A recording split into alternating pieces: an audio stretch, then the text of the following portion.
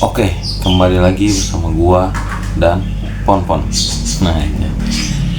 Di video kali ini kita part 6. Anjay. Part 6. Gila. Nggak berasa kan? Udah begitu tiba-tiba part 6 aja. Iyalah. Gitu. Jadi ini BTW pagi ya. Karena semalam itu gue pulang malam, jadi udah keburu capek kata gue gitu. Jadi ini pagi-pagi udah gue konsistenin, kata gue nggak bisa nih kalau misalkan gue nanti jadi males nih kan. Jadi ya udahlah gitu, jadi ya gitu konsisten. Oke, ini dia, kita bakal part 6 ini akan memasukkan 11.000 anjay. Kita masukin 11.000, oke. Lalu ini gua biasa ya, kita sembari ngelipat sembari cerita lah ya kan. Kalau dibilang masih boros, sama masih gitu. Jadi gini aja deh, gue liatin deh dari riwayat penarikan ini. Nah itu dia, gila kan, banyak banget itemnya anjay memang gitu. Oh bang, tapi kan itu kan lu beli juga ya.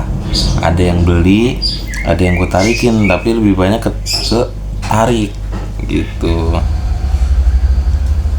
Jadi ya seperti itulah. Gua makannya, kita kalau yang namanya ngerti saham itu gua make 2 aplikasi. Gimana tuh bang? Nah ini dia. Oke, satu dah. Jadi yang satu buat gua hold selama ya mungkin nemenin proses gua selama 5 tahun atau 10 tahun, itu gua hold, enggak gua ganggu gugat. Jadi cuman gua cicil dah. Itu yang satu. Yang kedua itu di aplikasi ajaib sih sebenarnya. Itu buat kayak ya harian lah. Jadi kayak untung, gocap atau cepet ya, gua minimal gocap lah ya. Gocap lah, itu kudu setiap gua beli untung harus gocap. Udah ya, kayak gini aja nih, gua screenshot kok. Ini dia. Nah itu dia. Jadi untung walaupun cuma sedikit ya, yang penting ada buat kayak ya udah, namanya juga duitnya gua puterin gitu kan. Jadi gua aturan beli 1, jadi nambah beli 2, terus nambah lagi 3 gitu aja gitu. Ngerti gak sih maksudnya? Iya, emang bisa bang begitu bang? Sebenarnya gimana ya? Iya, kalau lu bisa analisanya pakai data, ya itu sah-sah aja gitu, selagi itu benar gitu. Misalnya kayak lu jangan pas beli itu pas lagi dia ngeroket, nah mampus gitu. Jadi belinya itu pas satu dia lagi turun ya, lu beli gitu, pakai analisa, bukan yang namanya pakai perasaan ya, beda ya, jangan ya.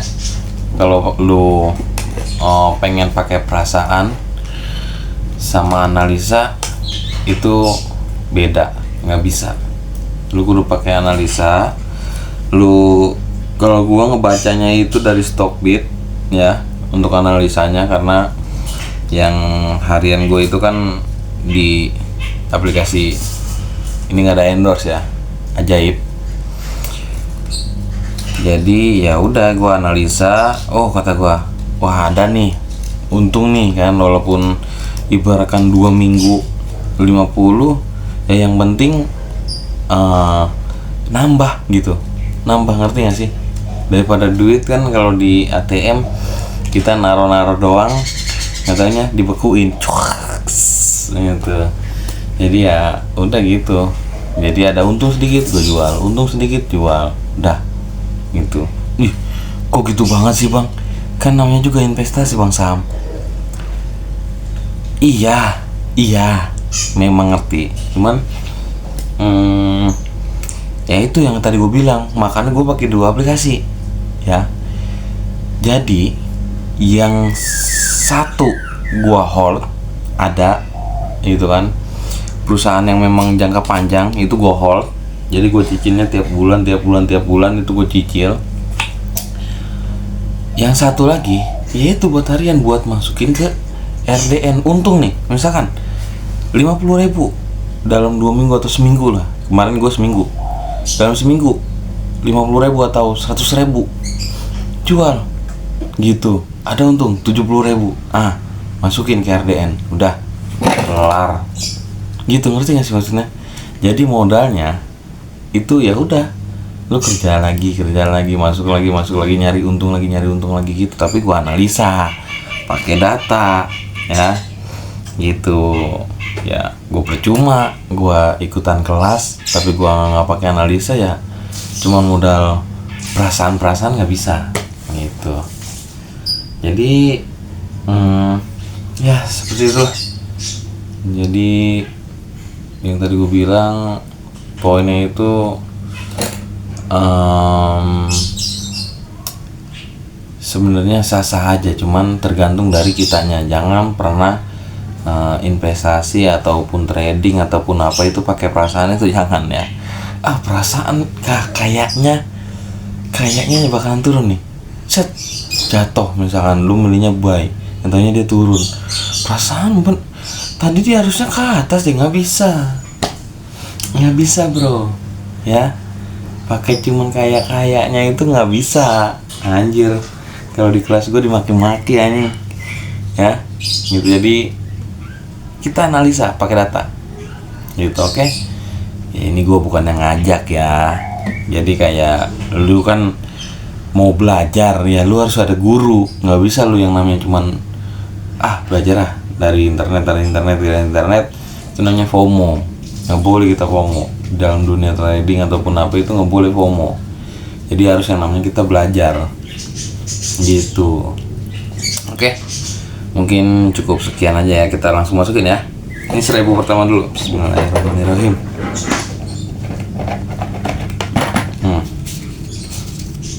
Goceng pertama. Oke, goceng kedua. Ya. Itu dia di part 6 kita. Iya, part 6. Anjay. Jadi seperti itu, kita nanti ngebahas tentang nabung ini.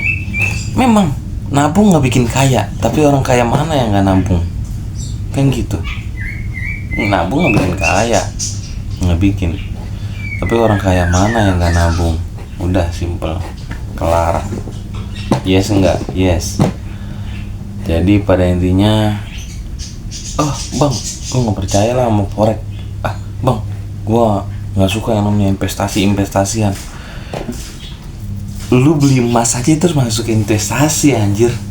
Lu beli emas, ya, misalkan lu beli cincin atau kalung atau antam, kan investasi. Iya dong. Itu yang namanya investasi. Maksudnya itu kita memilih investasi kita itu terserah kita, mau dalam bentuk emas, mau kayak saham atau nabung atau di RDN, itu terserah. Itu sifatnya sah-sah aja gitu kan, nggak usah yang namanya perlu ada di diperdebatin, itu nggak usah. Ya terserah, lu maunya apa? Lu lebih percaya ke emas, lu lebih percaya ke antam, ya silakan gitu. Jadi namanya nabung nggak usah diperdebatin lah, terserah, banyak kok. Kayak lu mau nabung di mana aja itu sekarang, zaman sekarang nggak usah yang namanya dipusingin, itu udah gampang banget. Oke, cukup sekian. Kira-kira besok dapat uang berapa lagi ya?